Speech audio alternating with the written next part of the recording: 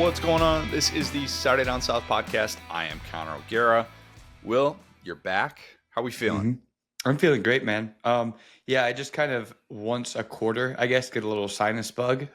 Reminds me to kind of reset and everything. So yeah, man, got my kind of quarterly one. Got to reset, watch some LSU baseball, man. Now I'm back and still parsing through everything that happened with the conference realignment. But that's every day in college football. So there you go. Did LSU baseball make you sick? Yes, I felt myself physically becoming ill. I've been getting all my friends into college baseball, and of course, they were all texting me during this. So that's always the kind of the two sides of this, as you guys know. Like people will you'll get people on your side for your college team, and it's like, hey, what are our boys doing? It's like we're losing to a team I've never heard of. Do you know how rare it is that is that I've never heard of a college athletics program? And that's how last weekend went. Yeah. Hey, at least LSU avoided Virginia UMBC levels of embarrassment. So, exactly. Good for you. They had a great weekend. Yeah, exactly. Great weekend. We have a great pod coming up today. We've got a draft coming up because it is the first pod of the month. Aaron Murray's going to join us in a bit here, and then we're going to close with Lad of the Week. But before we get to our draft, a quick word from our friends at Dabble. You guys know I've been talking about this for the last few months. NBA Finals coming up. I'm excited to be able to watch that. We're going to be in Indy actually this weekend for a wedding, so I'll be able to watch at least the first half of game 2 with my father-in-law, who's a big Pacers fan. So looking forward to that. If you don't have a vested interest like that, you're like, hey, would love to get on the DFS space, Dabble has got you hooked up. It is one of the newest and best apps in the DFS space, and they've wasted no time making a name for themselves. Dabble's social function is second to none, and they offer a wide variety of sports for making picks, including, as I just mentioned, NBA playoffs. We've got MLB going on as well. Use the promo code SDS2. Sign up today, get $25 in bonus cash, no deposit required. Again, that's promo code SDS2 for $25 in bonus cash, courtesy of the good folks at Dabble. Will, we are doing something today with our draft that is something we haven't done before. Shout out, by the way, to Arkansas Razorback Recruiting Updates on Twitter, who sent me this idea, and the more I thought about it, I loved it. We are drafting comeback candidates in college football for 2025. And to be clear, that doesn't have to be just a player. It can be. I bet the majority of these will be. But it doesn't have to be just a player. It can be a specific unit or a specific coach who maybe had a down 2024, and you are drafting them to come back in 2025. It can be anything that you feel like is a true comeback candidate. I personally think there's a difference between like a comeback candidate and a breakout candidate. Those are two different things. Post-hype guys could be listed here. They could be drafted. But I think more established guys would probably make more sense. At least that's how I'm framing my big board. I don't know how this is going to go for you, but well, I've got 20 things on my list, so this can go in a lot of different directions. I'm excited for this. Yeah, no, this is going to be super fun and kind of like classic off-season content because I found myself kind of getting to that apex of missing college football. And as we've talked about, like baseball is kind of getting me there, but it's not exactly the same, obviously. So yeah, like I think that just kind of like we love hopium. That's what the offseason's for, right? So it's all just about hopium today. Comeback candidates are, yes, the definition of hopium in every single way. Like some of these guys, I was going through some of the numbers, some of the shortcomings from last year, and there are definitely guys that you have seen only glimpses of, and they were really bad last year, or it was just a totally lost season, and you could just sell yourself on them returning to the previous version of themselves. That's really what this entire draft is going to be about. So, excuse me. I'm going to ask you first pick or second two, because I don't know which one would make. You know what? I'm gonna let you answer first pick or second two. You know what? I'm gonna go ahead and take first pick here. Do you think there's a clear first pick? I don't think there's a clear. See, this is one where we're not going to be stealing from each other. But I feel like since you've got the notebook ready to go, I feel like you got a couple more selections. So I don't want to steal your first pick. So I'll just go ahead and go with mine. All right, fire away. 1-1, our comeback draft for 2025. Who you got? So starting with a player, keeping it simple, right? This is a guy that I feel like I had kind of gotten a little bit of an appetizer of. I was excited. Then obviously he got hurt to start the year. It is your boy CJ Baxter. I'm so Wow. excited to see him play football after hearing, again, seeing the glimpses, seeing the recruiting ranking, getting excited for him. We talked about him last offseason as kind of like a recap. We picked him, might be a guy to lead the SEC in rushing. He goes hurt. Dylan Sampson goes nuclear. The rest is history, right? But, seeing this new look Texas offense with a guy that we thought would be one of the best players on it with Arch Manning, and maybe CJ Baxter is the stabilizing force of that team. So yeah, he's a super big back, super fast, super physical, the exact type of guy I love to see. I'm fascinated to see how Sark is going to handle that dynamic with Trey Wisner, a Mm-hmm. guy that he obviously trusted a ton down the stretch and really solidified himself. And this is a guy that is the only returning 1,000-yard back in the SEC, at least in terms of guys that did it last year in the SEC. We're not talking about transfers or anything like that. And you now look at that Texas backfield and go, that should be a true strength. Now they've got Mm-hmm. 4 of 5 new starters on that offensive line.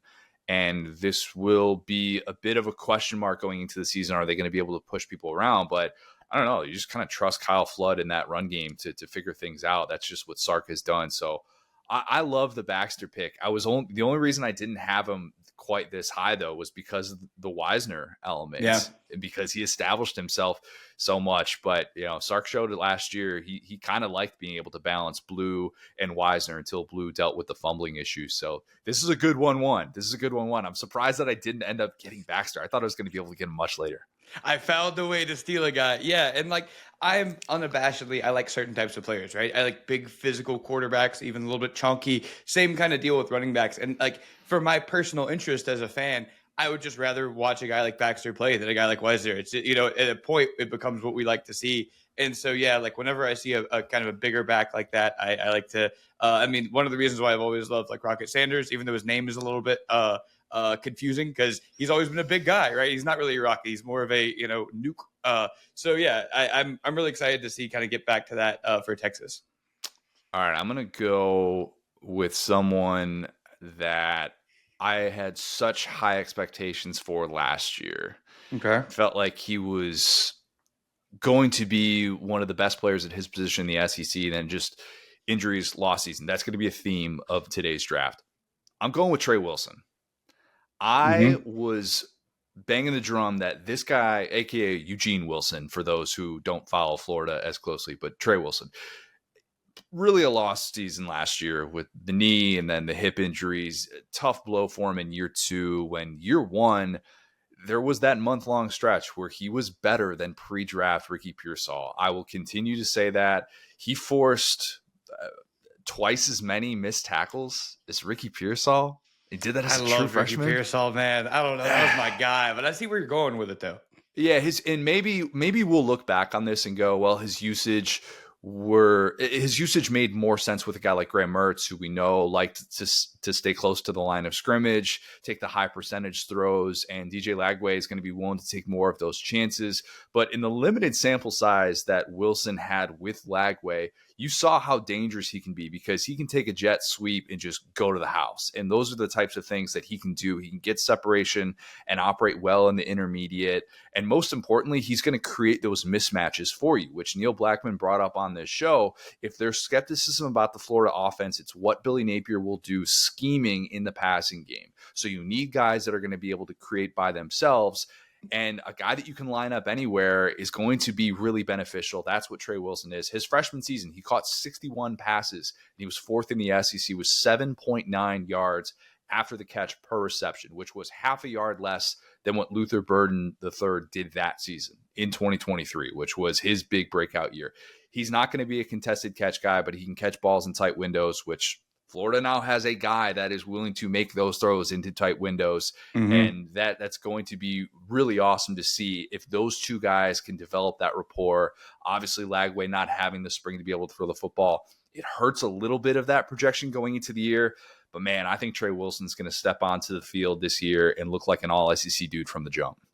Yeah, it's funny, right? Because I made like all this think over the offseason about who's Florida going to get in the portal, and it might be kind of like penny save, penny earn type Yep. stuff. Well, it's like, well, I had this guy hanging out that we all kind of forgot about. So I love that note. If he if he didn't do the things that he did as a true freshman, they would have been much more active in the Mm-hmm. market for receivers. And they got started on coming over from UCLA as well. And everybody's really excited about Dallas Wilson, especially after what he did in the spring game where he caught like roughly 10,000 balls. But yeah, Wilson, I think, is really going to pop this year. And I can't wait to see what he can do with a quarterback that's this talented. Yeah, man. Well, you have second pick. This is the way. Oh, I have second too. That's why you're just pausing. Yeah. You're just pausing at me. I'm thinking to myself, like, did I get lost in the snake already? Okay. Snake draft, yeah. I did. That's on me. Zachariah Branch. This is Now you're just trying to hurt me. See, I got Baxter, you got Branch. That's my boy, man. a guy that you picked last year for your non-quarterback Heisman draft as an emotional hedge. This is guys we haven't sold stock on yet already. No, absolutely. That's kind of what this is a draft of the guys that we're holding out hope for. Mm-hmm. I'd like to think that when Zachariah Branch was looking at options in the portal and totally not tampered with at all before he went into the portal, I'd like to think that when he's sitting down and he's talking to coaches, he gets to Georgia and he sits in a film study with Bobo, and Bobo says, buddy, you want bubble screens? Because I'll give you all those. I'm the guy. Oh my gosh, how have we not even made that joke yet? It's like, if there was a player designed for the Mike Bobo office, it's Branch. He's like, look, I don't even care if there's 2 minutes left in a playoff game and we're down 2 touchdowns. I'm still dialing up bubble screens. That's what I do. All right? And a bubble screen to him is always a good play because he can always take it to the house. So it's like, this offense could not change at all and be dynamic. Yes, he needs to develop more as a receiver. Of course. If that's all he can do, obviously it's going to be a problem, as we saw last year when Georgia just became too predictable in the passing game, and they did that too much with Dom Lovett. He should have been targeted more downfield. That obviously didn't work. His maturation as a route runner, as a guy that truly gets after it in that sort of way, is going to determine his ceiling. But this is somebody who was a preseason All-American last year, and part of that was because of the return prowess. That took a big hit last year, in part because if you're kicking and punting to Zachariah Branch, what are you doing?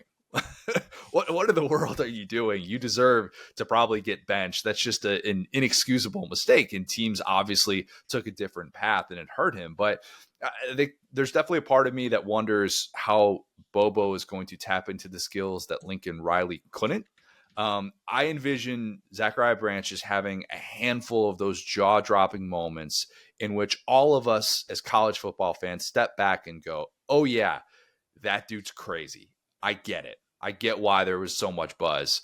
He won't come in and have this 1,000-yard season. Remember, Georgia's only had one of those, 2002, Terrence Edwards. That's the history we're talking about here. So that's not a realistic expectation. But he might have a couple of games this year in which he just takes over. And he still just changes how people defend Georgia. That's what he was brought in to do. They paid him a lot of money to do that.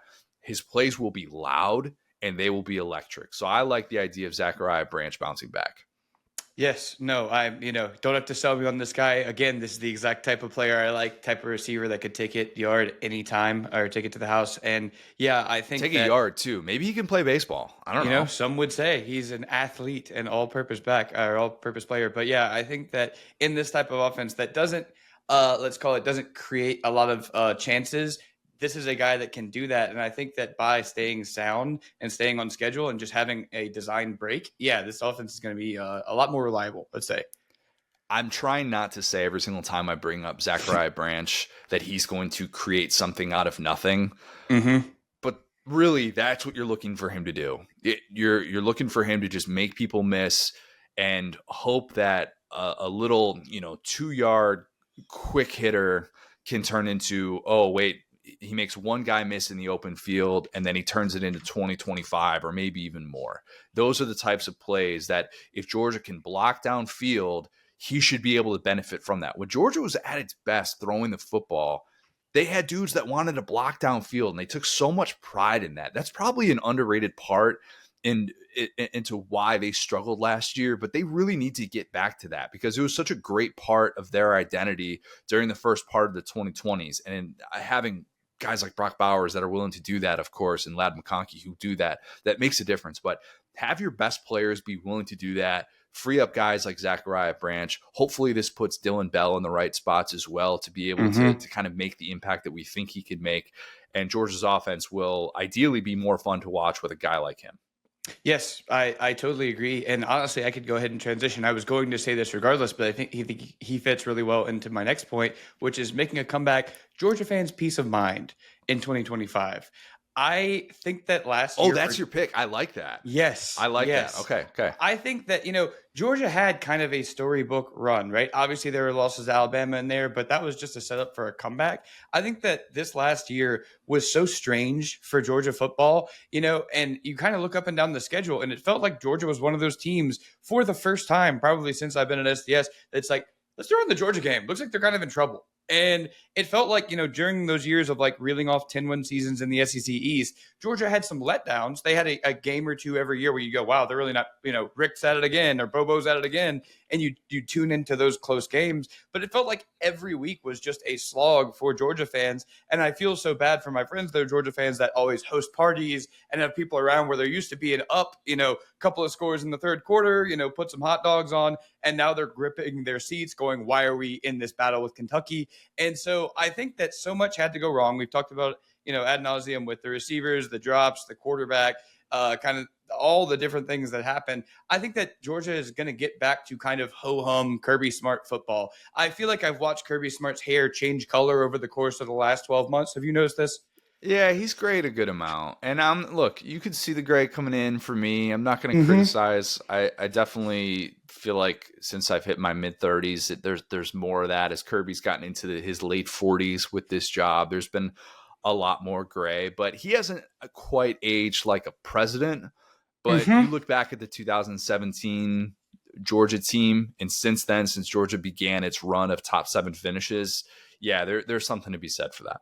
Yeah, exactly. I was thinking about the aging like a president thing where it's like, hey, you kind of look at the team photos of Kirby over the championships, like it's getting a little bit gray. And then this year hits and it's like, I feel like every year or every week he was just losing sleep because it was like, what's the random thing that's going to happen to us this week? And it was like, the opposite of what he had seen, going back to all the special teams plays, the tip balls during the, back-to-back run where things were just going their way. Now it's like, what's happening here? I think changing from Carson Beck, not to hammer that point, but getting back into their scheme, getting back into their phase to where, hey, we can be boring and win against this schedule. And like looking up and down the schedule, they don't have the Clemson game. They don't have like some of these road games that were kind of a problem. Yeah, you go to Auburn. Yeah, you play Alabama. But something like the Kalen DeBoer, coming out party in Tuscaloosa isn't going to happen this year because you've already done that. So like this seems like more of a ho-hum Georgia year where we're just going to not have to watch a lot of Georgia. Like we're going to watch a lot of Georgia, obviously, but it's like, oh, it's midway through the fourth quarter against some random team. We can just go watch something else and this game's over. Not,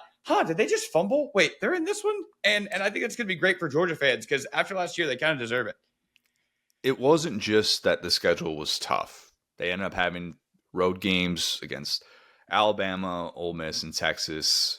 You're able to win one of those, which obviously needed to do to be able to get into the playoff. But you also, as you mentioned, had too many of those games where you're just like, man, I get that the guys might not be up for this one, but why can't they stop UMass's rushing attack? That was the exact game I was thinking of. Where it's like, let's just get out of here, bro. I know Ryan Bamford brought his A game, but let's just get out of here. There were too many moments in which Georgia's strength as a run defense was questioned.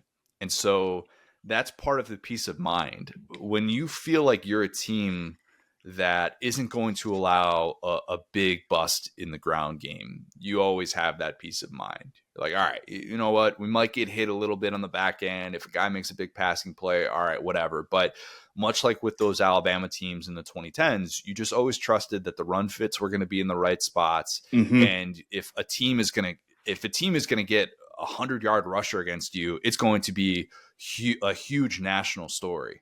And for Georgia last year, that just never quite turned into the strength that they hoped it would. Now, they would obviously have games in which they could flip that switch, most notably against Texas, in which Georgia fans probably felt that comfort. And they probably felt like when Gunnar Stockton came into the second half of the SEC championship, look, we're kind of beating them in the line of scrimmage. Like we're kind of getting what we need to get, and we're going to be just fine. But you're right, man. Like there was just something about that group that last year did not give you a peace of mind in ways that You just were not accustomed to during the Kirby Smart era. So yeah, I like that pick. I didn't have a variation of that on my board, but I like that you went in that direction. That's good, because I might have a pander pick later on that could potentially one up that. We'll see, but I'm gonna save it because I don't think you'll pick it. I'll be really mad if you pick it.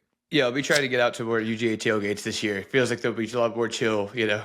But maybe not. You got Alabama at home. Kirby's Yeah. 1-6 against Alabama. You've got the Texas game at home, which I guess Texas, Georgia fans have peace of mind against Texas with the way that matchup has gone so far. But yeah, who knows? I mean, But the home not slate. Kentucky though. That's my point. Well, Kentucky in Athens has been just fine. Exactly. Although 2009, as my guy Perry likes to bring up, Yep. 2009 Kentucky is the last time that Georgia has lost a home night game. Wow. 16 years since they've lost a home night game. It's been now 6 years since they have lost a home game, 2019 South Carolina. So maybe peace of mind will be more readily available for Georgia fans this year. Mm-hmm. All right, I'm kind of surprised I'm going in this direction here, but give me Deion Burks. Burks. And this was somebody that we talked about ad nauseum last year, and I've picked 3 guys that are sub 6 foot receivers who will play a lot out of the slot this year. So out of the SEC. By the way, this is a national draft. We don't just have to pick SEC things, but first half of the draft board is all SEC things. If you know with him, man. I'm still waiting, based on what we've seen from him, for there to be like some sort of discovery that he's actually AI, because you see the pictures of him, and once he gets to the underwear Olympics in the NFL Combine, there are going to be people that are like, oh my God, yep, the tree trunk legs that guy has. He's going to pass every sort of physical metric. So that's one thing. But I thought he was going to be an all SEC player last year after he came over from Purdue, and he ends up just, being a guy who can't stay on the field. And that was the way that it worked for all of those Oklahoma receivers last year. And he, in my opinion, showed early on exactly what he was capable of. He hit 3 touchdowns that first game against Temple, and he was the guy that Jackson Arnold was looking to repeatedly. He had 31 catches last year, even though he only played 5 games. And I mean, he got in 2 of those games he was hurting. So he's healthy for 3 games last year, and he still ends up with 31 catches. He's built just like an absolute tank. He's going to get separation. He's going to be really difficult to cover for long stretches of time too, which is going to be important with the way that John Mateer likes to operate with what should be an improved Oklahoma offensive line. If he stays healthy, huge if. If he stays healthy, he could lead the SEC in catches. I would still pick Aaron Anderson to lead the SEC in catches, but he could do that and be the 2025 version of Wan'Dale Robinson. I think that's his ceiling. You're coming over in the Big Ten. You're kind of putting a little bit of a new role in that slot position with a quarterback that should be able to make all of these different types of throws, that is mobile as well. So I love me some Deion Burks. I have not sold that stock. Yes, absolutely. And apologies, my trash man has just appeared outside of my door. I didn't hear. Trash day is on a Tuesday. Yeah.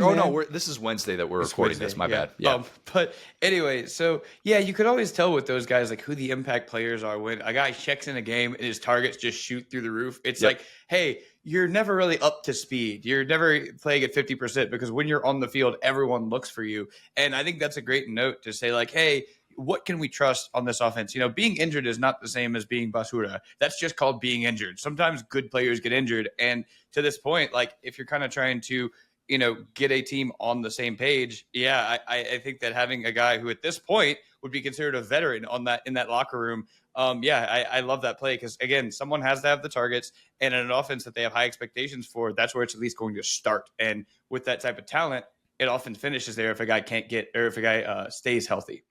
I tend to think that Ben Arbuckle is looking at what he has to work with at wide receiver and going, Deion Burks is a cut above, and I need to force feed this guy targets at every opportunity possible, and he needs to be a huge driving force of this offense.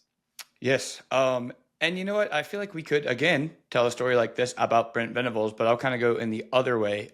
So a comeback candidate, Hugh Freeze, offensive genius. Wow. Do you want Yeah. me to put offensive genius in the in the description here for I how we think vote on this or no? yes, I think Hugh Freeze like as like some type of like play caller, because like again, not buying Hugh Freeze the person, not buying Hugh Freeze the brand, just buying that this guy can coach some football. I think if you look up and down Super Bowl rosters, for instance, you can see lots of guys coached by Hugh Freeze, and I think that this thought that Hugh Freeze has lost the ability to coach football is so wild to me. So he's done it at Liberty, he's done it back in the day at Auburn, but we've talked about it. I think he was just too stubborn.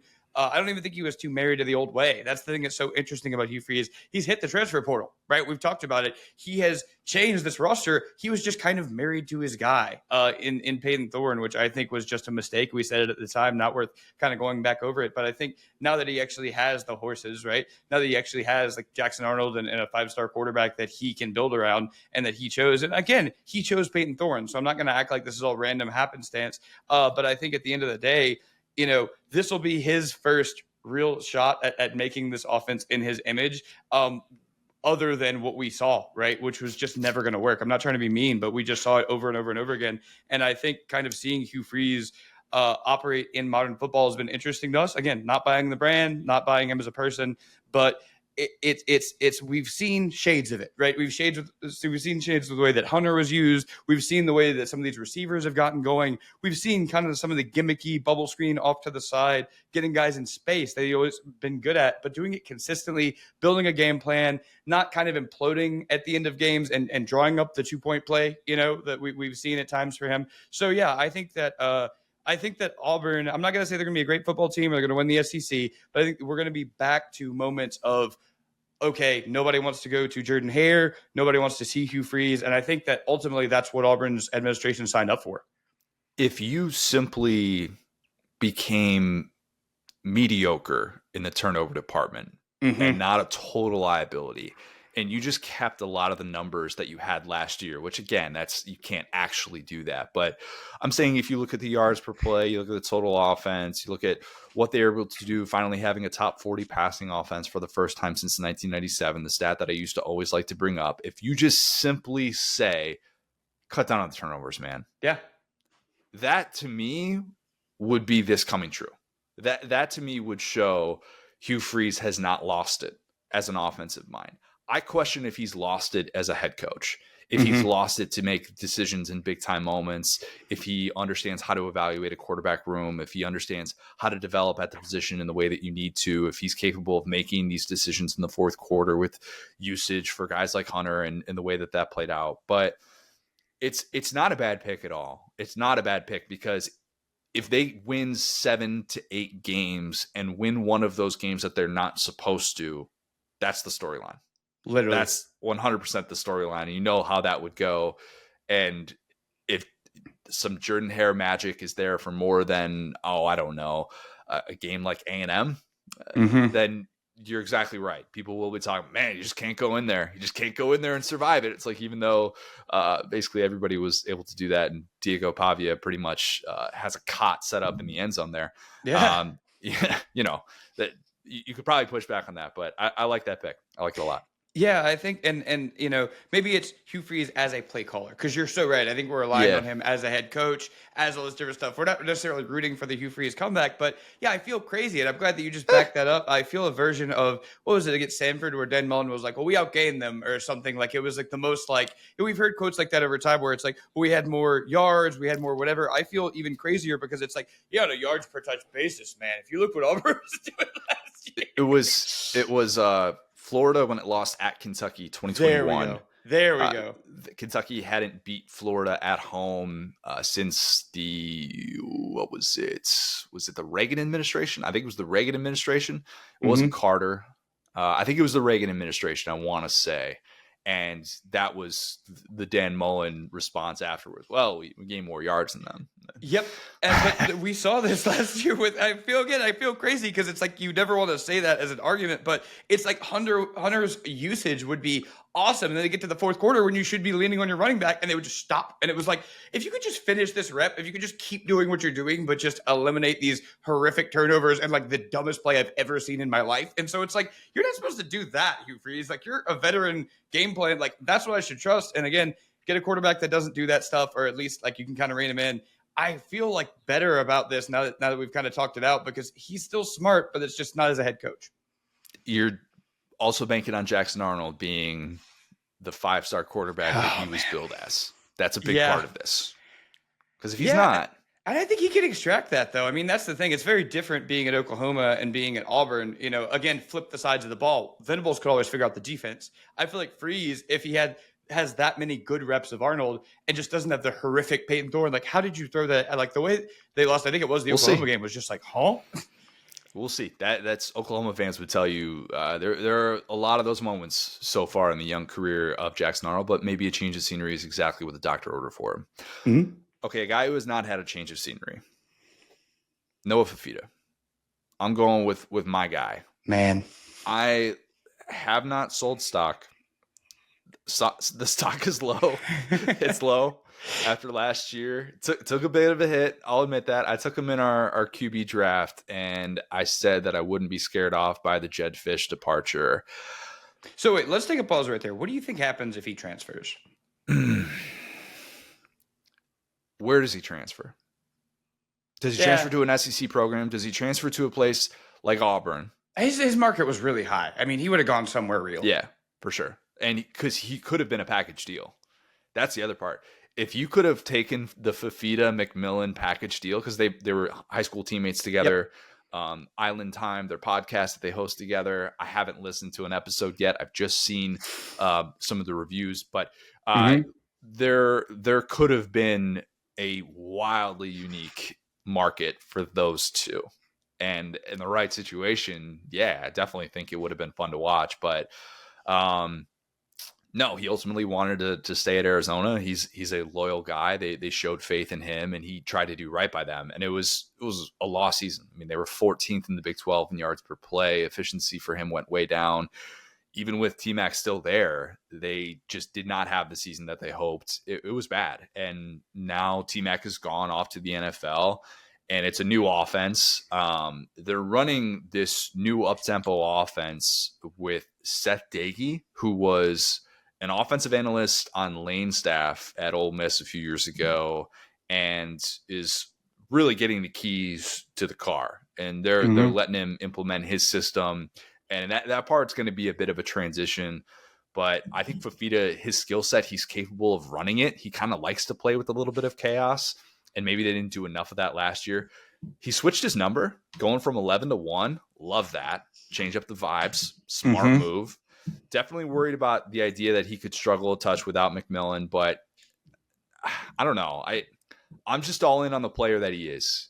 I don't think that he was just benefiting from having a superior wide receiver during that 23 season. Like, I watched too much of him to think this guy is just throwing it up there for grabs. The things that he could do to extend plays, I said it, like he's Russell Wilson without the goober. And maybe not projecting who Russell Wilson was in the NFL, but Russell Wilson in college, the greatest player of all time. I mean, the similarities are there, dude. Like the similarities with what he was at NC State, what he was in that year at Wisconsin. I'm just saying that is best case scenario for what Noah Fifita can be. I firmly believe that. And plus, the Big 12 is just so wide open. It's so wide open. The entire conference, Will, has an over-under between 5.5 and 8.5 regular season wins. It's America's conference, and it's there for the taking. Arizona State just showed us last year, picked to finish last in the conference. They win it. They brought that up every time Arizona State would win a game. I'm not saying Arizona does that. I'm not saying they win the conference or anything like that, but putting Noah Fifita in better spots to at least have a chance and just not be this guy who is overwhelmed. I just think that he has all the traits are still there with him. I don't necessarily think that he lost. I don't want to tip picks, but there is a very obvious candidate that if he doesn't get picked, we're going to have to talk about him in honorable mention. But there is a guy here that we'll be discussing later who I wonder if he's kind of lost it and he's just isn't seeing the things that he needs to be able to see. I don't quite think Fifita is at that level, so I'm glad that I was able to get him. Listen, man, Russell Wilson was an executive assistant. Sign me up, man. That guy is a multi Super Bowl champion. No, I mean I'm with you, man. And that's why I asked about the transfer portal thing because we rarely talk about the guys that could have transferred and didn't. And I think this is just such a clear case of a guy that we loved him, America loved him, and he decided to be loyal. Which we often say, oh, we'd love the guy being loyal. We'd never penalize a guy for being loyal. And then a guy is loyal, and suddenly it's like we don't want you anymore, dog. You suck. And it's No, like they want him. What do you mean they want him? no. But I'm saying in terms of like preseason love, in terms of like thinking his ability, like it's a world of difference for him, kind of like an offseason apart. Because we talked about he had a market, it was all this different stuff. Everybody was like looking at him for preseason like love, and now it's like, oh, like is this guy? I hate to say, is this guy any good? But that's what happens in a season in sports. People forget about you, and it sucks that he could have taken the NIL modern road and be, you know, maybe in the NFL somewhere or like in a different position. So yeah, I'm with it. Yeah, I think it makes a lot of sense. Probably not in the NFL. I'll be curious what his measurements are. No, like I Some know Diego but you know, Pavia I mean, height. look at the guys who have been drafted for the last couple of years. I still would. He still won't be given that type of of billing with. Look at the number one pick, bro. I'm just telling you. Look at Cam Ward. Like, so, I'm not saying that he would have been number one. I'm just saying that guys like that often, like Dylan Gabriel, is another guy that was never going to get drafted. He's in Cleveland camp, and they're like, this guy's like 5'10". Why do we draft him? Anyway, all time college leader in touchdown passes. No, Probably I had a know, little bit but he was something never to going do to with get there at UCF. Anyway, so moving on. Yeah, I love your guy for Vita. Moving on. The Ryan Grubb, Kalen DeBoer bromance. Wow. Okay, I that was next on my board. Was DeBoer. Oh gosh, you've stolen 2 picks from me. And I'm stunned that you went with this. Wow. Wide open, yes. And so we've talked about it, you know, and I honestly might even save some time on this because you guys have heard me talk about how valuable Ryan Grubb is going to be to Alabama. But, you know, Bama fans had a year of humbling. You know, I just talked to my stepbrother about this, and I was like, hey, isn't it kind of fun to just be in every game? And he's like, absolutely not. I hate this. And I was like, you know what, man? I mean, that's the thing. It wasn't fun for the rest of us being in these games with Alabama where they were just smoking our teams. I've talked about it over time.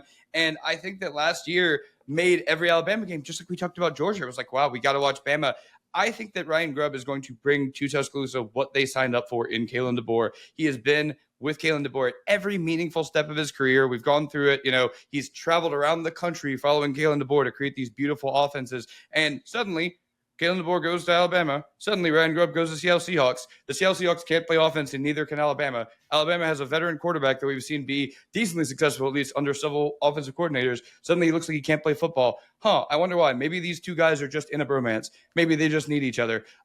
So I think at the end of the day, neither of them, again, forgot how to coach football. I think they work well together. They have been in a brain trust, whatever the 2-leg part of a triumvirate would be. They're a consortium, an oligarchy, right? And so this is the one situation where I've talked about having multiple coordinators, multiple play callers. This is the one where I need this guy, right? Like, I don't need 3 defensive analysts and coordinators, like who's calling plays. I need Ryan Grubb in the building with Kalen DeBoer because it's like, hey, buddy, what do you think about this? No.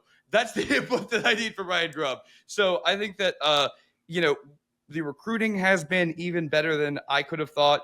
The things that I thought Bama would struggle at, they have not struggled at. The things that I thought they would be great at, they're struggling at. It's offense, it's consistency. It's kind of the boring stuff that Kalen DeBoer has been known for. You know why he's not good at that stuff? Why he's losing his mind on the sidelines of the Oklahoma game? Because Ryan Grubb would handle the creative offensive part of it, and Kalen DeBoer would handle the boring stuff. And now I think this frees him up to do that. Couldn't agree more. This is a great pick. It had to be on the board. I'm stunned that you're the one who took it. You know, I think some of the best Chris Stapleton and Eric Church songs have backup vocalists. Yep. They have someone to balance out that raspiness in their voice. And it just kind of hits right.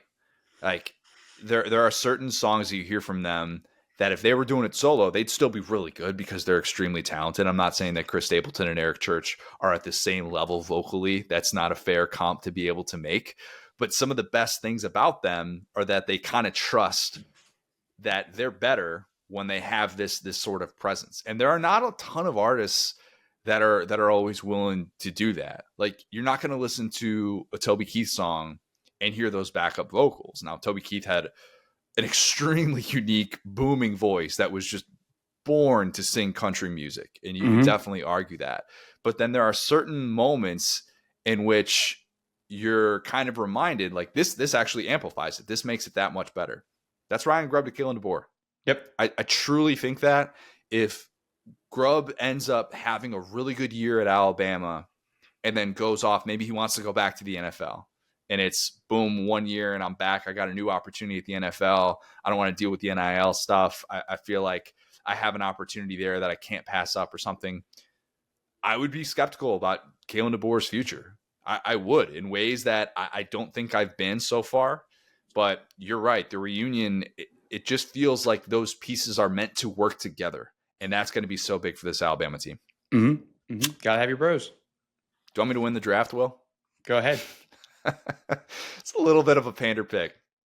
I knew I was going to get it at the end, but I kind of like finishing it this way, and you're going to kick yourself. SEC flexing. Okay. That's back. That's going to be back this year.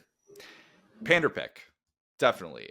We left it open-ended for a reason here. And look, I understand who our audience is. I understand that if you are in the anti-SEC crowd, this will not necessarily be the take for you, but this is stuff that we've been talking about for the last 5 months since the SEC ended another season without an appearance at a national championship, something that hasn't happened in 2 decades. But SEC flexing was nowhere in 2024.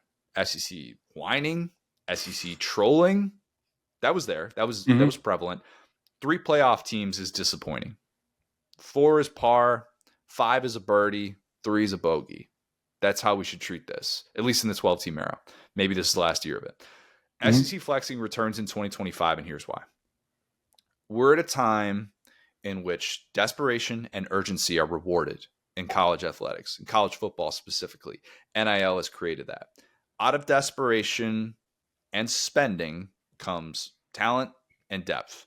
The SEC is going to have that in spades. The beauty of having consecutive years of getting left out of the national championship for the first time in 2 decades is that every single SEC team can spin that to everybody that spends money. They can say unfinished business. All of these teams that can go to their boosters and go, man, we're that close, just a little bit more. And I think a lot of the portal spending so far reflects that. The last time the SEC had consecutive years without a team playing for a national title, what followed was the 2006 to 2012 stretch, 7 consecutive titles by 3 different SEC teams. The last time the SEC had consecutive years without a national title was 2013, 2014. And then it yielded 8 consecutive years with an SEC team in the national championship. SEC flexing will return in 2025. Yeah, I love it. And I know we told this story on here before, but as a reminder, again, you were brought in, to cover the Big Ten after it was thought that the SEC handed over the reins to the Big Ten in 2014. Yep. So, and that's the only reason I was hired, guys. Like that, I don't know how many times I have to say that. If 2014 Ohio State doesn't happen, we're not talking right now. You're not listening to me. There's just no way. We're just so uniquely kind of qualified to talk about this because it's like, hey, as much as things change, they stay the same. We had companies making real earth-shattering moves last time this happened. And now it's like, hey, do you think a bunch of people in, let's pick a random, Arkansas are going to not show up for a football game on a Saturday? That's the edge the SEC has always had. Not to belabor that point, but it's like, hey, those people are all going to be mad if their team wins 6 games, 7 games, and they're going to spend money and they're going to spend resources. They're going to spend time to figure that out in ways that Purdue just won't because they have a great basketball team and that's what they've always cared about. So I think it's that simple. I think that at the end of the day, when you have a group of motivated people, you can't fake desperation. And that's what this is going to be. It's going to be an arms race. And again, like the Big Ten and the Danny Canals of the world want to say, oh, look at this arms race. It's going so great for us. But again, they're just creating more desperation. Please continue. Did I just win the draft with that, or you have one more pick here? Are you going to beat me and win it with your final pick?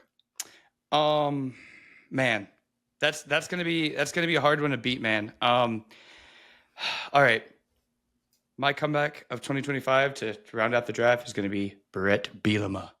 Brett Bielema. Wasn't he back last year though? He was back last year, but not like this, brother. Okay. He had a WWE exit to the 2024 season. We talked about it. He was trying to fight Shane Beamer. He was trying to fight the whole Bieber clan. He is back in national news. I'm seeing his tweets go viral again.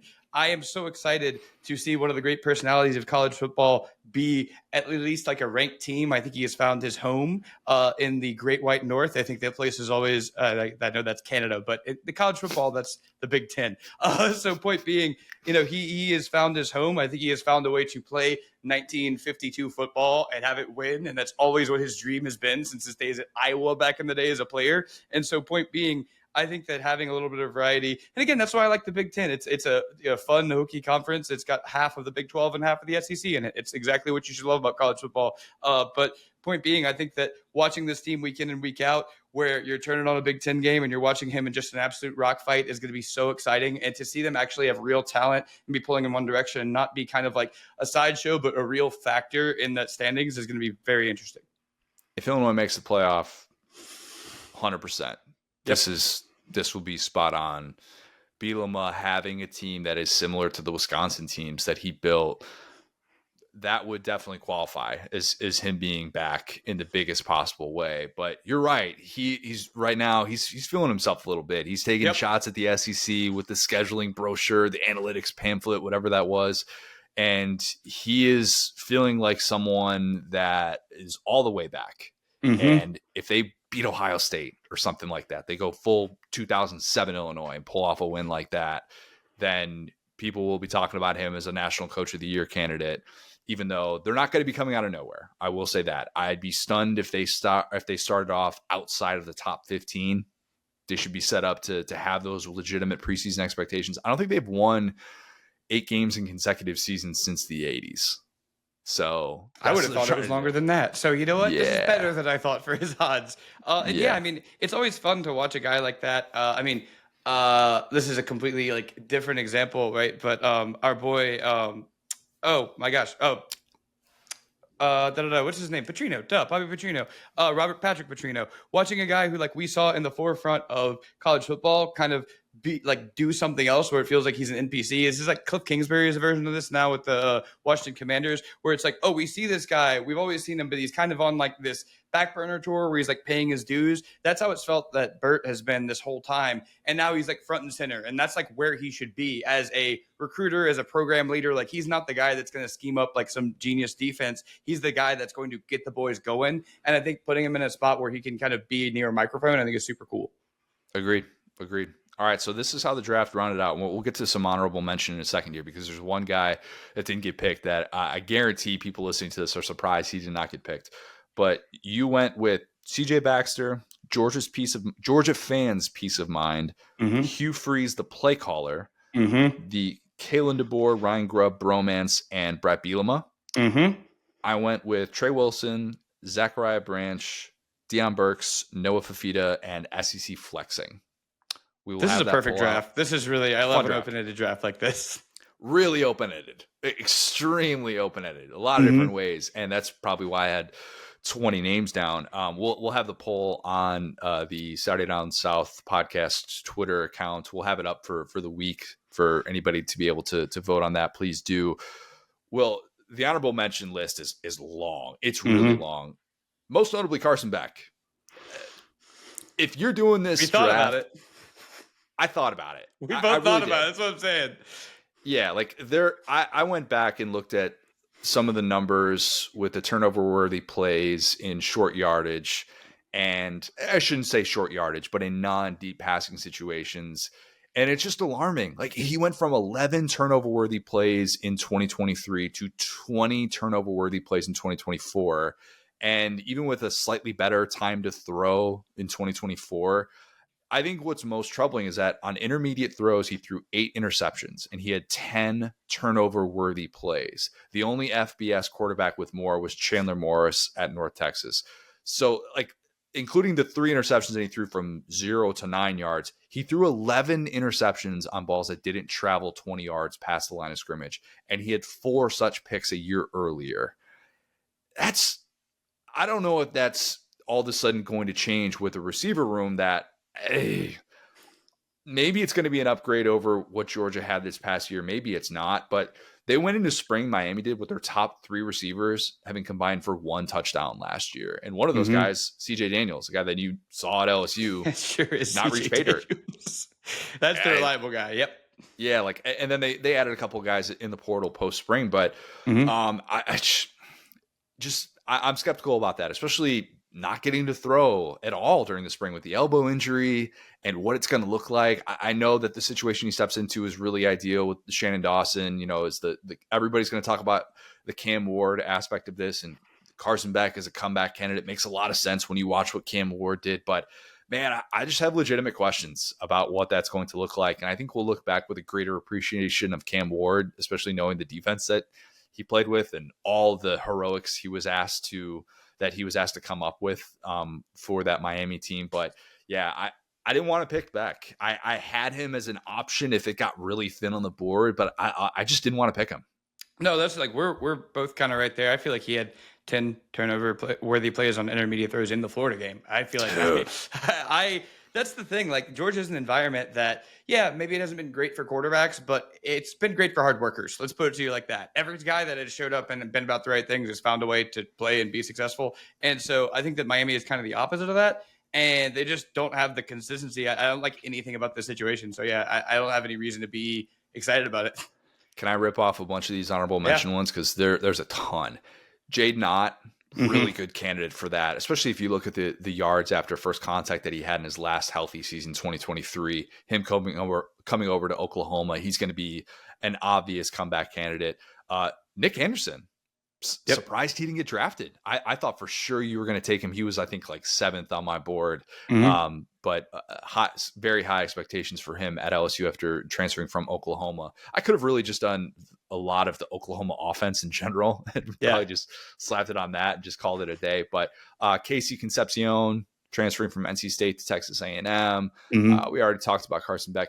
Harold Perkins Jr., rinse and repeat, I guess. Annual, Hall of Fame comeback player of the year. A guy that maybe people thought I was going to pick, but I wasn't sure if this would play as well because he's more of a post-hype guy a little bit. But Connor Wigman, could have made the case. Someone like him. Mike Gundy is another one.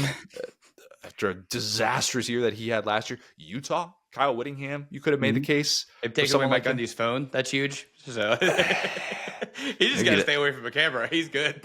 Maybe. Florida State. Could have, but maybe it can if you look at their offensive coordinator. Anyway, maybe Gus is a comeback candidate. I don't know. Scott he's Frost, back.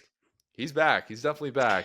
But Scott Frost was one that if you're really bullish on Scott Frost, I guess you could have thrown that in there. And then Rich Rod, which would have been a really fun one to throw in here. I almost picked that just as like kind of a wild card. What if West Virginia just has like an 8-4 season and they just have this unbelievably fun offense to watch that's just shades of Slayton and White, and it's everybody's just all nostalgic. Like, man, this is great. This is when college football was at its best, and I'm here for it, and I like watching West Virginia. And then the Tennessee offense. Tennessee offense, after 2 consecutive years in which you're kind of scratching your head going, man, what are you guys trying to do? The Tennessee passing game. Hold on. Yeah. Okay. Yeah. Fair. Because obviously Dylan Sampson was what he was, and there were no bigger fans of Dylan Sampson than us. But you're right. Maybe it should just be the Tennessee passing game as a comeback candidate. But again, are we really going to get there with Joey Aguilar or Jake Merklinger? Is that enough to make you feel like it's imminent? I don't necessarily think that's the case, especially with the questions at receiver, as we talked about with Adam Sparks. But yeah, those are just some of the ones that I thought of. There's probably 10 to 20 others that you could easily rattle off because everybody's always trying to come back in college football. It's kind of the beauty of it. Yeah, everybody's got haters. Everybody's doubting everybody. It's like, no, dude, we just want to see you be healthy and succeed, please. Yeah. Anybody else that came to mind for you? No, I mean, Bill Belichick's like individuality, his credit card, perhaps. No, but I think Bill Belichick is an elite football mind. What if he just won 12 games next season? No. I think that outside of the SEC, like there's a lot of interesting things to like you talked about how the Big 12 is basically just like liquefied Pac-12 after dark. I think Dillingham's gonna have some fun out there again. We talked about that as like kind of maybe that's even like a comeback where it's like, oh, this isn't just the team that you had last year. Like you're actually just a smart guy. But yeah, I think that the SEC is like big time on, I guess, like the system this year or like the scheme. There's a lot of like, we're bringing back Ryan Grubb. Hugh Freeze is going to trust his system. Like, and I know that not in terms of like how they say this every year, but truly like last year, it feels like a lot of teams like Georgia got away from what they usually do. Now it's like, okay, we're going to really believe what we have. So I think that there's a lot of opportunity for guys that have kind of been waiting in the wings while the new thing kind of flared out. Clemson as a national power. That one was on my board, actually. I'm glad you brought that up because I had forgotten about that. Clemson, I think, is so back, man. I'm not looking forward to week one. Maybe the ACC as a whole, just comeback year for an entire conference or something like that. If the ACC gets 2 of the Final 4 or something like that, gets a team into the national championship, that would definitely qualify as a comeback year for the ACC. But yeah, there's a long list. So like I said, we'll put that the poll out, Saturday Down South podcast Twitter account. Please vote on that. All right, let's get to Aaron Murray. Aaron is a few days removed from running a marathon. So if you disagree with anything that he has to say, remember that his body is in a very fragile state right now. So here is Aaron Murray. I'm now excited to be joined by a very special guest. It is male model Aaron Murray. Aaron, what's tougher? Staring down a Nick Saban pass rush or not laughing as the photographer says to you as you're shirtless wearing jeans, hey, Aaron, put your hand behind your head and give me this most serious face you got. What's tougher? Oh man, I would say the modeling, because at least the adrenaline's going when you're playing football. So there's really no time to think, especially going against a Nick Saban and Kirby Smart at the time led defense. It's kind of like, hey, ball snapped and you just got to react and play. Where when you're standing there for 20 minutes, trying to flex as hard as you can to create some sort of abs and trying all these wild poses was a little awkward, but they turned out well. It's amazing what you can do with lighting. When you put lights in certain directions, it's crazy what you can do. So yeah, a little bit more difficult. The second I saw that picture, I texted you and I said, if you think I'm not going to bring this up the next time you're on, you're crazy. I got demolished from all my buddies about it. Yeah. And actually there's a couple like, hey,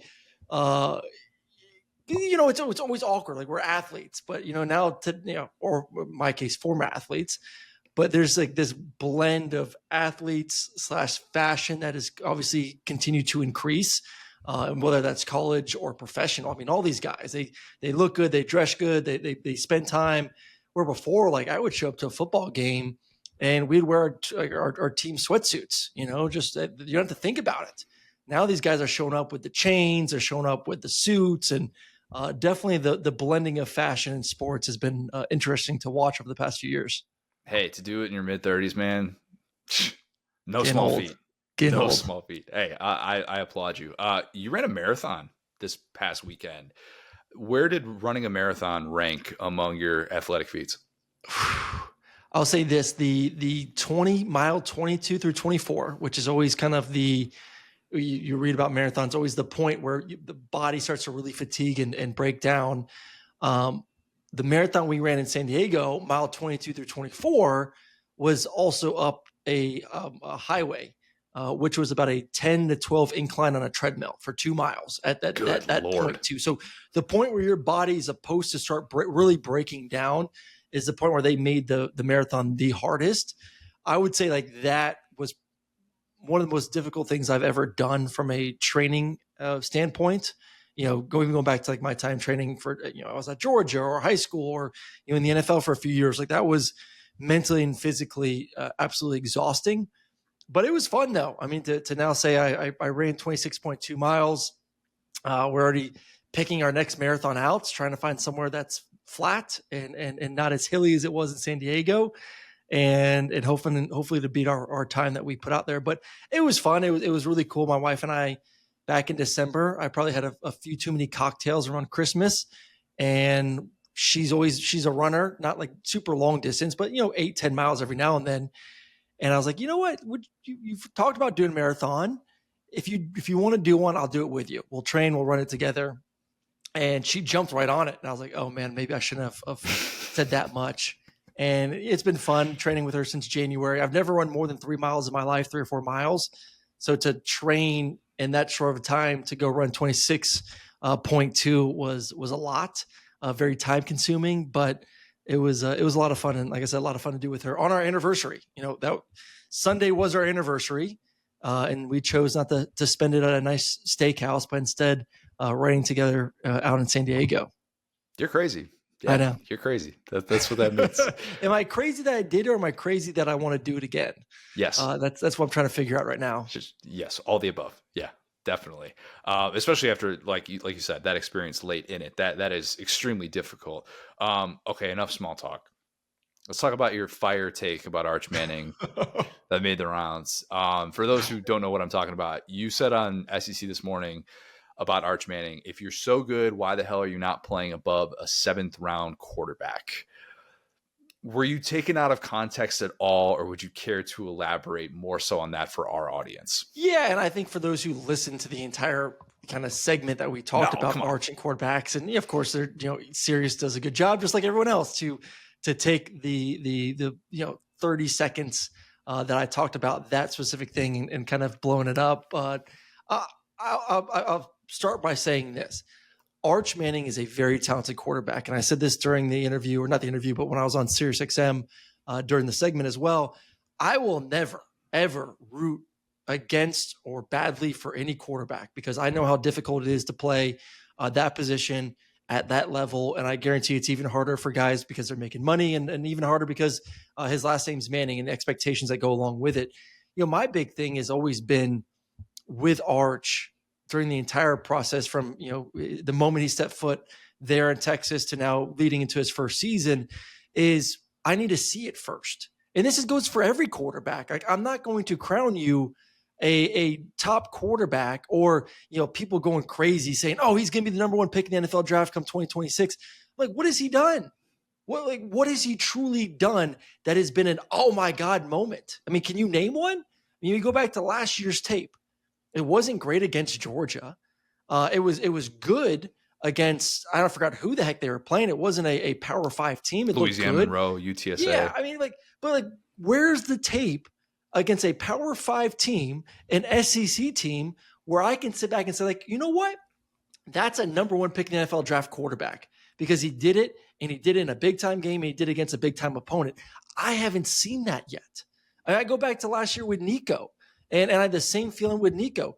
Nico, the $8 million quarterback. Nico, 6'5", 6'6", big time arm, athletic. He's in a very quarterback friendly offense there with Josh Heupel. He's going to do stupid stats. It's going to be incredible. You're like, people were crowning Nico last year, this guy that was going to be a top 2, top 3 quarterback. And I went on multiple shows and say, pump the brakes on Nico until he does it. And Nico kind of had a roller coaster season. Started off well, kind of went to a low middle of the season. Thought he finished off a little bit better than it was in the middle, but it wasn't to the expectation that we thought it was going to be. And then obviously the drama this offseason. So once again, I'm not anti-Arch. I think he's very talented. I think there's a lot of good stuff that we did see during limited playing time last year. But to sit back and watch people put him as a number 2 quarterback in the SEC, to say people he's going to be the number 1 quarterback picked in the NFL draft, off what film? Off what film? What have we seen that warrants that ranking? So once again, not to say he can't get there. I just think it's a very talented SEC this year with a lot of really good quarterbacks. And I'm not going to grant him top 5 quarterback in this league until he goes out there and does it at a high level. And he's going to get that opportunity week 1. I brought this up after those mocks came out, and I don't remember, because I for what it's worth, and I'm on record saying this, I don't think he goes to the NFL after 1 year as a starter. No. I think he's going to be a 2-year guy at Texas. I don't know if there's another example of a guy who's never been a full-time starter going number 1 in these way too early mocks. I haven't seen anything like that before. And so the context of the quote, that's probably more so like what you were trying to get through with it. The problem is that, and when I initially saw it, I'm like, wait a minute, I can push back on the Quinn Ewers part of it, because you and I both liked Ewers coming into the year. I like Ewers a lot. Yeah. We didn't think he was a 7th round quarterback until he was picked in the 7th round. So that part's a little bit tougher of like, well, why weren't you starting ahead of him? I think I'll say this, like Quinn at Texas last year, and I'm sure you agree with me on this, had probably a top 2 or 3 roster in America. I mean, Ohio State, Texas, Georgia, the top 3 rosters in America. why did Texas maybe not compete the same level Ohio State or win a national championship last year? And at times it was Quinn. It was Quinn's inability to move. It was Quinn's inability in those big time games against Georgia to be able to create plays consistently, to escape the pocket, to extend plays. What was Quinn Ewers, and why are fans so excited about, Arch compared to Quinn? Why are they so much more excited about him? It's, I don't know, maybe the arm talent a little bit, but it's escapability. It's the running ability. So when I do sit back and I reevaluate Texas's season last year, and I look how talented the roster is, and I look at how good of a play caller Steve Sarkisian is, and the talent they had around Quinn Ewers, and you sit back and say, like, why wasn't that team really competing for a national championship? What was holding them back at the end of the day? And a lot of it was Quinn. So, like, if I'm Steve Sarkisian and I know that, hey, Quinn Ewers, who I'm still with you, I think is a talented quarterback, and I was much higher on him preseason last year than what I was at the end of the season. But if he's struggling, whether it's injury or whatever it was that Quinn was battling, but he's not performing at a level that is going to give us a chance to win a national championship, and I know my roster is national championship caliber roster, and supposedly the backup quarterback is this incredible quarterback that's ranked number 2 in the SEC heading into this season, that's projected as a number 1, 2, or first or second round quarterback in 2026. If he's that good, why wouldn't I at least give him an opportunity to play more? And Sark didn't do that. I don't think Quinn's a 7th round quarterback. I think Quinn, to me, was probably somewhere around a 5th round quarterback. But still, if that roster was that good, and if you're that good of a quarterback, Steve Sarkisian's a good enough coach that he would have put him in even a little bit. Like, I was shocked that down the stretch, we didn't see any Arch Manning in any game. He came in and he would come in for like a 4th down play. He would come in those last 4 games. He almost fumbled in that key moment against Ohio State where definitely looked like he suffered a concussion going down. Where I'll push back very is limited. He was very limited. I thought he would have more of a package against Georgia. That didn't prove to be the case. He was instead used more so as a decoy in that spot. And you're right in that some of this is kind of jumping the gun. Like, if he was already there at that level, then you're right. There would have been more of a dilemma when Ewers was dealing with the ankle as well, because that was the part where when he suffered that injury, I think it was against Kentucky in the late season, you really saw those limitations. And you're like, man, if it's just not there. The problem was Texas kept winning and was at least competitive enough to be able to get into the playoff. And you had these moments early on in the season with Ewers, or like the Michigan game. He was awesome. Oh, he's phenomenal. He was phenomenal. So Arch comes in, and it wasn't like what Arch was going to be able to do against those teams was going to usurp what Ewers did, because Arch was the 3rd string guy as a freshman, and Malik Murphy needs to get credit for that, because what he did to separate himself, that was a big part of it. So like that context is probably needed for more so like why he didn't jump Ewers, this guy that is a 3rd-year starter, has played in some big time games for them. But you're right. We're probably jumping the gun with the number 1 overall pick stuff. Yes. Just a little bit. Well, even I saw, Pate came out this morning with his top 10 quarterbacks in the SEC. Yeah, it has him at number 2. And I know it's a big time name, and I know that gets people talking just like now, when you bring up Ewers. But to put him at number 2 ahead of guys that we've seen play in this league, and we've seen play at a really high level. And I think maybe part of it's the fact that people know that Texas has such an elite roster, that Steve Sarkisian is, it's still, in my opinion, probably the number 1 or number 2 play caller in America. And they're banking on the fact that, hey, you couple that with a talented quarterback, that year 1 is going to produce some pretty big highlights. That's going to produce some really, outlandish stats, possibly with touchdowns and yards and all that.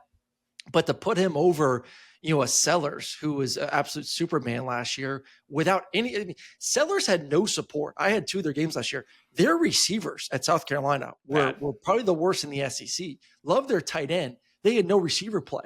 So what Sellers did was incredible. Love that kid. To put him over Nussmeier, who I thought had a really good year last year, that is flooded with receivers all around him. He's going to have a spectacular season. I mean, I could list 2 or 3 other guys that you're like, I've seen this guy play. I've seen him play at a high level in the SEC, have success, and now is going into their 2nd or 3rd year, whatever it may be.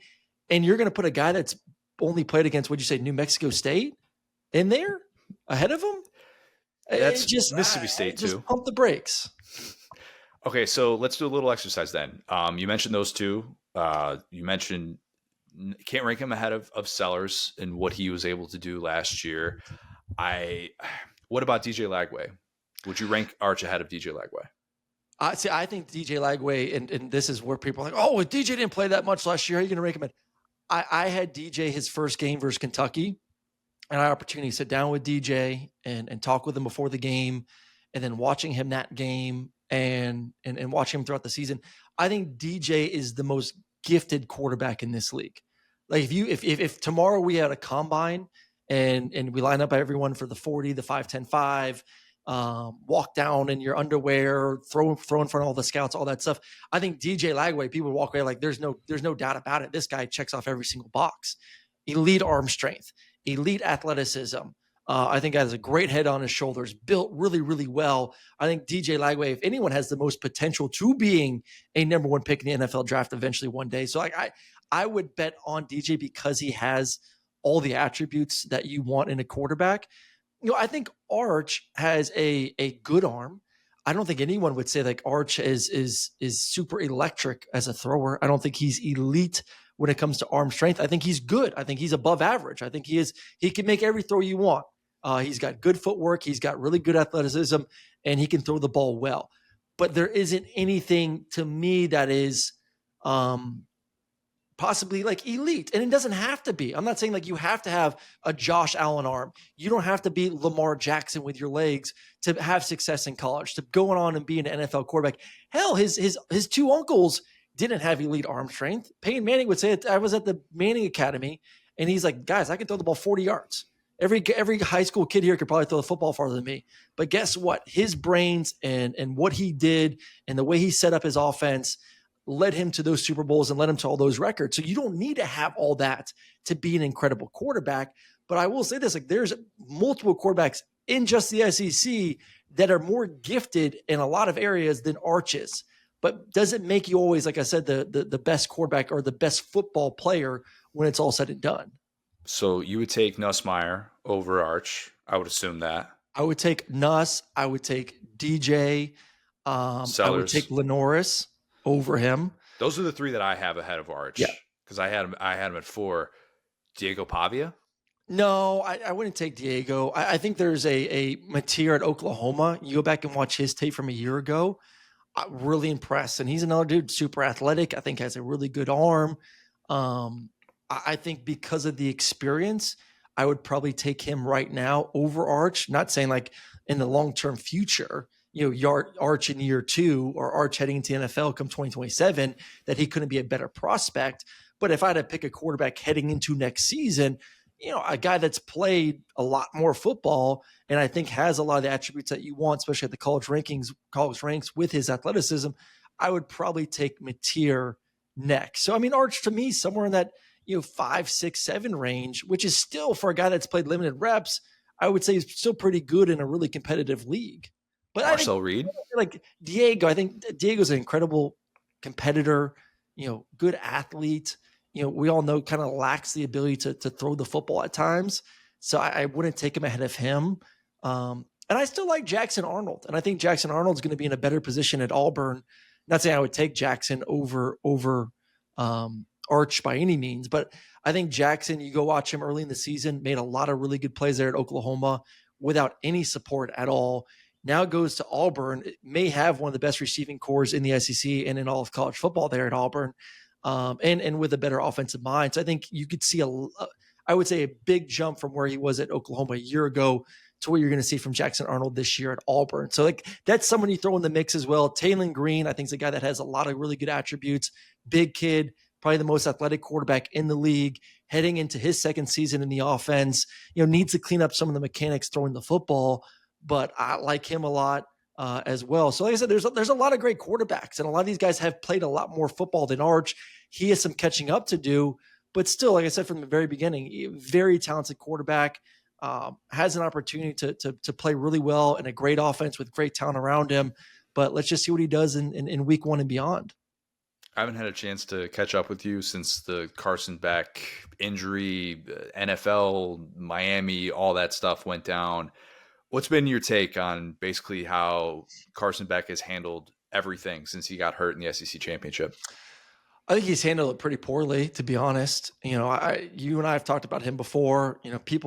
Georgia fans know how I feel about Carson since the first time I saw him throw a football 3-4 years ago. Has all the talent in the world. I don't think anyone questions Carson's ability to throw the football, to play the quarterback position.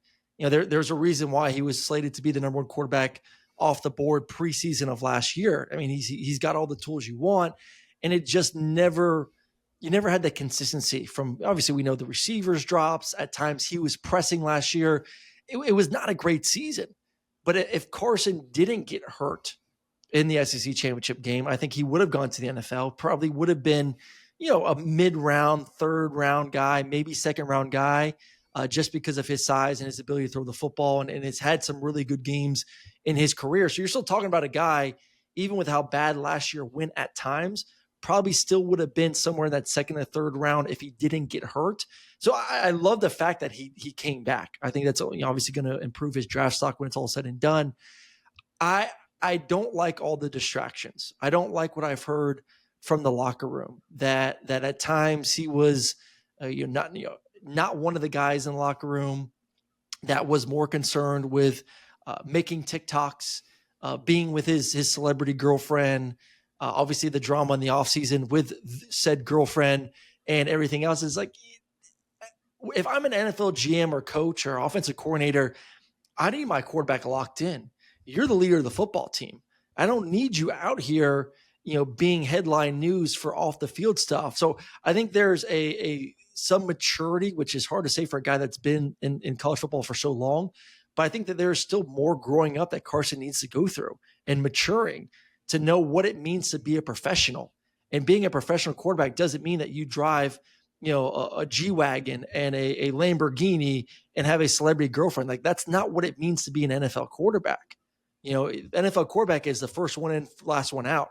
He's the guy that can bring a locker room together, not someone who is kind of the, not saying he was always the last one in, first one out kind of mentality, but just there's some things that need to mature with Carson to where if he does have a good year, which I'm anticipating he does at Miami, because I still believe talent-wise, the everything you want's there, but the maturity has to get better for GMs and NFL scouts to really consider him for the first round next season.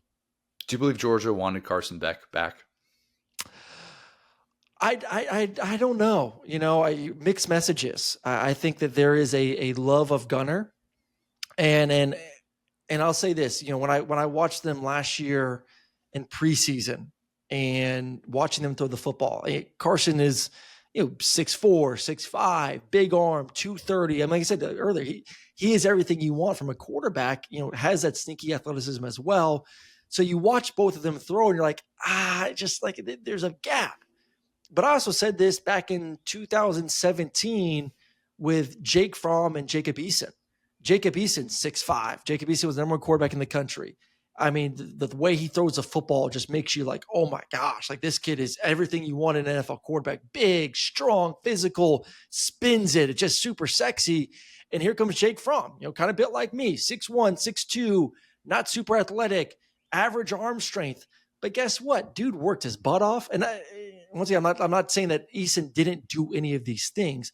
I'm just saying Jake Fromm did these to the extreme, was an incredible teammate, made guys around him better, did the right things on and off the field, was the first one in, the last one out, always studying the film. And to me, that's what Gunner is. Gunner is that guy who is still talented, very athletic, obviously more athletic than Jake Fromm was, has a good arm, maybe not like first round caliber arm talent, but still a good arm, but can bring a locker room together. And I always tell quarterbacks and stuff, that's part of your job. You have to be a guy that makes other guys around you play better, that makes other guys around you want to play harder. And it seems like there was a disconnect with Carson a year ago. And it does seem, based on what I saw in the SEC championship game and what I saw against Notre Dame, that guys do want to play harder for Gunner. And like I said, that's part of your job as a quarterback. So I'm excited to see what he can do. And kind of going back to what I said earlier, I went back and watched every single snap from Gunnar last season. And I thought he actually played pretty darn well. I thought he played really well in the game versus Notre Dame. I thought he played well in the game versus Texas. So there is a lot to like for Gunnar Stockton.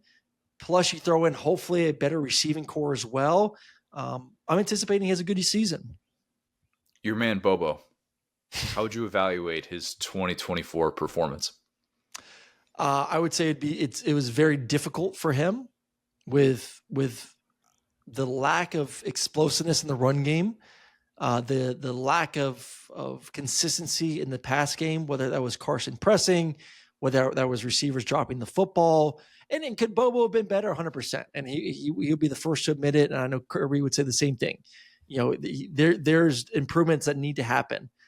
But when you don't have elite running game, when the offense line maybe doesn't perform as well as anticipated, when Carson makes silly mistakes, when the receivers are dropping passes left and right, it's kind of hard as a play caller to say, you know what, I feel good with my entire play call sheet. I can close my eyes, put my finger down and say, you know what, this play is going to work because this player I feel good in. Like as a fan of football, as a fan of Georgia football, who would you target last season? Because the tight ends were inconsistent. Oscar and Lawson kind of they struggled early on. I thought Oscar got better as the season went on. I like Lawson obviously a lot going forward as well. Thought the running game was super inconsistent. And I thought the receivers dropped a lot of passes. So like, who would you target? If you were Mike Bobo, where would you go in a game plan to move the ball consistently against SEC defenses? It was a difficult spot. So not to defend Bobo or anything like that. I think he's a great offensive coordinator. I'm hoping he does terrific this year with hopefully better talent around the quarterback position. Really happy that Kirby went out there and got some big time guys in the portal, went out there and put an emphasis on the receiving position to the high school ranks as well, to maybe make life a little bit easier as a play caller. I thought you were going to say, yeah, Bobo would text me at halftime of these games being like, Aaron, what do you got? Didn't work out for the first 30 who would minutes. you target? I mean, like I'm saying, like where would you as a fan say, hey, go feed this guy? Don wasn't getting it done. Aaron wasn't getting it done.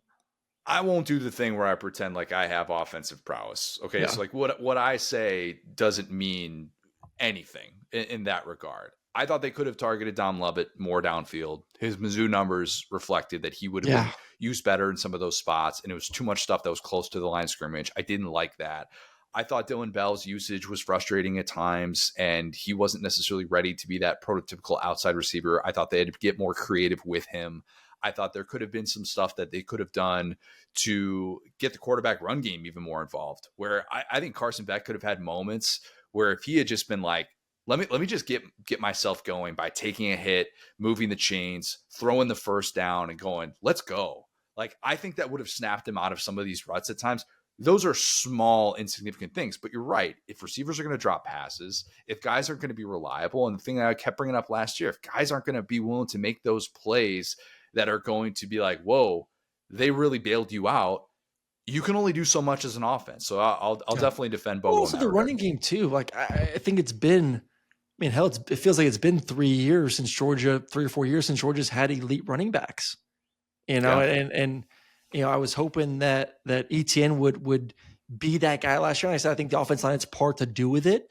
But where were the and maybe I'm just, you know, was lucky enough to play with some of the running backs that I played with back at Georgia, but it felt like, you know, once or twice or even more times per game, we were breaking a 20-yard gain. We were breaking a 40-yard gain. Hell, we're breaking a 50-yard gain.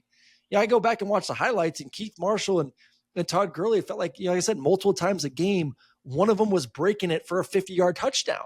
It just felt like everything last year was difficult. The run game was difficult. Guys were dropping passes, and there wasn't that explosiveness. So, you know, I think there's definitely some, you know, for how talented of a roster when it comes to stars Georgia had last year, I think guys did not perform to the level that they needed to either. It was a slog, no doubt about it. It definitely was. Can an offensive coordinator be the difference in a guy being benched or being an all-conference guy? Is there really that much variance in a play caller? I would say yes. You know, going back to what we talked about earlier with Texas, I think Steve Sarkisian, you know, the more you watch tape of Texas, the more you watch him, the way he sets up plays, the way he is able to create leverage, whether that's formational or motion wise, forcing defenses to get in certain coverage because of said formation or motions. I think it's incredible. I think he is one of the best. Obviously, you go to Lane Kiffin there at Ole Miss, and the amount of times that you turn on the tape and guys are running wide open because of the way he is able to formation defenses and get guys open based on schematics. So I think those two guys are on a different level.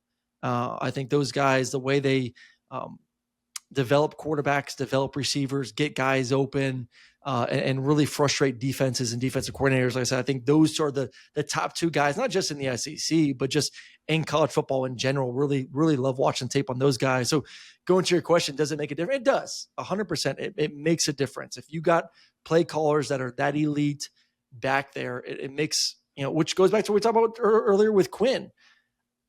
Because I feel so strongly about Steve Sarkisian and his play calling ability, to see Quinn struggle at times last year was frustrating because the talent was there, because you had a veteran offensive line, and because you had Steve Sarkisian. You got to put up big numbers. There's no reason why you should not, especially with the amount of playing time that Quinn had. So I think that was part of the frustration as well throughout the season for Texas fans. Last one for you. I'm not sure if you saw, but news broke this morning that Will Rogers is getting another year of eligibility, and he's transferring to Kentucky. He needs 28 touchdown passes to break your ICC record. Are you nervous? I hope you're joking, right? You're joking, right? Yeah, of course. I'm messing with you. I'm messing with you. No, he's I don't know nowadays. You never know. This could be serious. You could get a 7th, 8th year. I had the Vanderbilt game versus South Carolina last year where Diego won or was granted more eligibility. We were literally at dinner, and I get a text message from Jordan Rogers like, "Hey, if you need any more insight about what just happened, let me know." And we're like at a production, not like our production dinner. None of us knew, and all of a sudden we're like, "Okay, well, I guess now we know we're going to add to the Open now, 12 hours before kickoff." So you just never know in today's world, how many more years guys can get and whatnot. But Will, you played in a great offense. I think you're an awesome guy. But leave the rest of my records alone. Just move on. Your record's safe, man. If you looked at the leaderboard, you're good. Oh, I know. Especially with how much guys move around nowadays and all that. I feel pretty confident we could be up there for a while.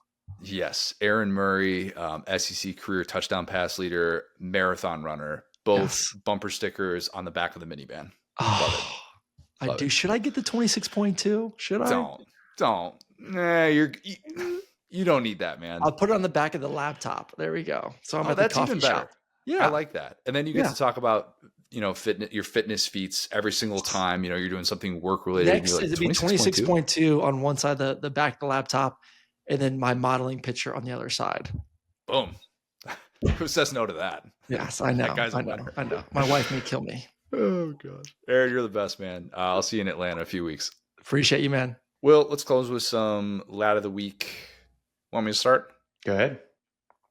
All right, I'm going to go with Frank Ragnow. The former Arkansas center called it a career after 7 seasons of anchoring that Lions offensive line and beating the living crap out of the Bears. Surprised by the timing of it. I think a lot of people were.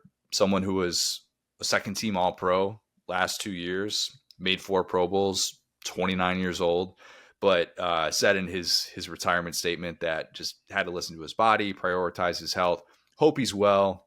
Certainly an unreal career that Lions fans will always appreciate. And, was somebody that was just set it and forget it on that interior offensive line. Allowed 6 sacks in his entire NFL career, none in college. Can you imagine playing football that's 11 years of football, I guess we're talking about, or 2013, whatever.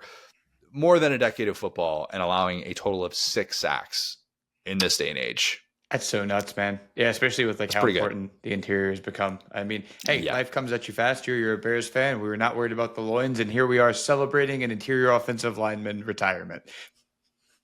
Look, I'm still worried about the loins. I'll be honest with you. I know that the Ben Johnson thing has happened, but yeah, I thought about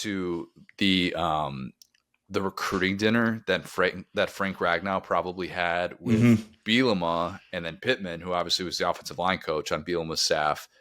Can you imagine the pressure of whoever was cooking that meal for Frank Ragnow, Sam Pittman, and Brett Bielema. I couldn't handle that pressure. You know what? I've been feeling really confident on the grill lately. I think I'm really taking that next step as a griller. I'm probably burning those steaks, man. I probably am. You just hear like Heart of the Champion coming out of the kitchen. You got like some Frank Thomas motivational speeches coming out of there. Yeah. You gotta be all sorts of fired up to cook that meal, and an epic meal it would be. But yeah, would love to picture what exactly that was. Next time we have Pittman on, I'll ask him what was the dinner when you and Bielema pitched Frank Ragnow. Probably epic. That's why I turned him into. I meant Eric Thomas. Sorry, but yeah, no, that's he's probably. I guess he's like kind of the best Arkansas player we've seen over that era, right? He's got to be up. I mean. Like college to pro, right? Like, because obviously there've been some great guys at the college level, and like doesn't elevate the way that he did, but he was awesome in college and kind of got better. Right, because Traylon Burks was the best player, in my opinion, of the Pittman era. Mm-hmm. Drew Sanders was a great one-year wonder for Arkansas, but in terms of the guys of the last decade plus, best playoff era player that they had, yeah, I mean, I think Ragnow's probably got to take the cake. Yalda Froholtz was a big one. Of course. Who could forget him? Yeah, that's probably who I'd go with. It's a good call. Yeah, great one for Lad of the Week. So I'm going to, for my Lad of the Week, this is a little bit more infinitive, right? We talk about the understood you. This is the understood Mr. October. So I don't know if you know about the musician Bad Bunny. Do you have any Bad Bunny knowledge, Connor? I probably could pick Bad Bunny out of a lineup, and that's about it. That's good. That's really good. So Bad Bunny obviously is like a Latin musician, and he had the walk-up song "Mr. October" for Angel Cano, the first baseman for UA Little Rock, who just became vintage Albert Pujols over the course of this weekend series in Baton Rouge. That was his walk-up song, "Mr. October," and funny enough, LSU catcher Luis Hernandez also has Mr. October as his walk-up song. So a very funny situation down in Baton Rouge where about what felt like every other at bat, you would just hear, hey, and like one of them would be walking up. And very interesting series in Baton Rouge. Basically, I feel like this dude, Angel Cano, had 20 RBI over the weekend. I mean, they had this insane game where they put up a boatload against Rhode Island. After LSU had beat them, they came all the way back. Felt like every time this guy was coming to the plate, I felt fear. He hit the back-end scoreboard at Alex Box Stadium. One of the very few times I've ever seen that happen. But at the end of the day, it was LSU's Mr. October, Luis Hernandez, who hit 2 home runs in that closeout game. And so it was funny how hearing that song went from being something that was scary for LSU fans to it being something that was kind of cool, because Hernandez hits the first home run. It's like, oh my gosh, playoff baseball magic. This came from kind of nowhere. And it's like a second one is just awesome. Like, it's just like, this is his day. We're running away. A big shout out to Bear Jones and obviously Fry, who has just been the heart and soul of the team. But yeah, it was super interesting to have keyed in on that kind of in game one, and then just hearing like the song kind of just bouncing off Alex Box for an entire weekend. So yeah, great weekend of baseball. Not for the SEC, not a great weekend at all for the SEC.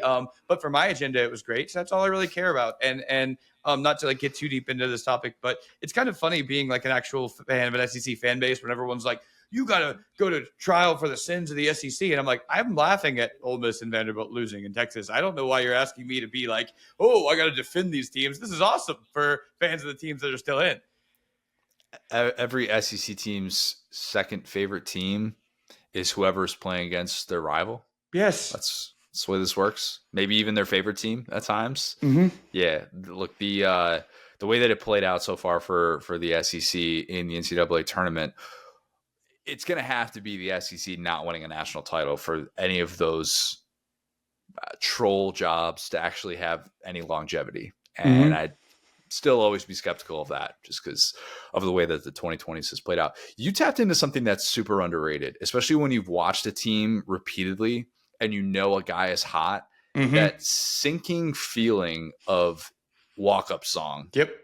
And knowing that dude's coming up to the plate again, and you're doing the math, and you're like, "Wait a minute, that guy was just up last inning. What? How is he just possibly up at the same again?" inning? If you're LSU, it's like, whoa! Like, this dude's tearing the cover off the ball right now. You got to face him again, man. That is the absolute worst. There's definitely something to be said for that. I think we've asked this before. What would your walk-up song be? Oh man. So I had a walk-up song because I did MMA. And I would often, so I had three of them. I rotated them out based on how I was feeling that week. There Oh, was like a mood ring of sorts for you. Yes, yes. There was a song, "Spaz Out" by Army of Pharaohs. "March of Mephisto" was like kind of more like a metal song. But yeah, I would always try to just confuse people when I walked up. One of my trainer, who was a capoeira fighter, walked up to Miley Cyrus's cover of "Wrecking Ball." August Burns Red's cover of "Wrecking Ball" by Miley Cyrus, and KO'd a guy in 6 seconds. One of the coolest things I've ever seen. I often think of walk-up songs as MMA because that's where I came from. But yeah, so I was a defensive fighter, so I would always come up to something really chaotic that would just make people go like, "What is this guy? What's he doing to us?" So yeah, I'm a big walk-up song believer. Could you disarm someone with a walk-up song? I think if it's weird enough, I think that's what my boy did that walked up to Wrecking Ball, because he literally just barreled at this guy, and it was like, Yeah. I warned you," is what he said. That still kind of plays, though. You know what I Yeah. mean? If there are certain songs that you could, if you had Barbie Girl, for instance, Literally, yes. classic of the mid '90s. If that comes up as your walk-up song, and you just get everybody kind of looking at you, you've got them thinking about something else, and you're dialed in. I don't know, like that. I can't speak on experience of that. I was a Thunderstruck guy through and through. Still, I'm a That is the Thunderstruck least guy. shocking thing. Thunderstruck least- goes hard, but it's very Connor. Yeah, look, the intro is just as good as it gets. Still on Memphis radio, when they introduced me for my Tuesday segment, it's always Thunderstruck is playing right beforehand. Mm-hmm. There is a part of me, though, that kind of wishes I could look back on my high school baseball career and just tap into something that would like get a little Katy Perry going, Mm-hmm. something like that, and just kind of disarm everyone. Just have everybody just kind of thinking. Guys will do that now in Major League Baseball, but it's still maybe just an untapped resource. I feel like Tennessee players would do something like that. Tennessee has a Right. cool one. I was peeping the other day. They had one where their fans like all clap. That's really cool. Curiel and LSU has kind of like this gospel song. Everybody takes out their phone lights. That's Yeah. really cool. So yeah, again, love college baseball, man. Not just when LSU's winning, but it's getting really cool out there. Francisco Lindor does "My Girl," right? Mhm. Temptation song. Mhm. Yeah, Mhm. like they'll play that. That happened during the Cubs game a few weeks ago that I was watching, and they had it play for too long, and they had to like pause the game because they wouldn't stop playing "My Girl." It's like, all right, let's dial it back. Mhm. We're going a little bit overboard with the walk-up songs, but something like that I think would play. But yeah, man, check out some Bad Bunny, some Mr. October. That's what I've been starting my week too. I'll check out some Good Bunny. Bad Bunny sounds a little bit risque for me. Okay. We'll see. As I said at the top of the pod, Dabble, that's going to be the place to go if you're looking for all things DFS, especially during these NBA finals. Use that promo code SDS2, get $25 in bonus cash, no deposit required. If you haven't, leave us a 5-star review. Subscribe to our YouTube channel where you can watch every episode of the Saturday Down South podcast. Follow us on Twitter at the SDS Pod, at Sat Down South, at CJ Rivera, at Go So Hard. Thanks, guys. Talk soon.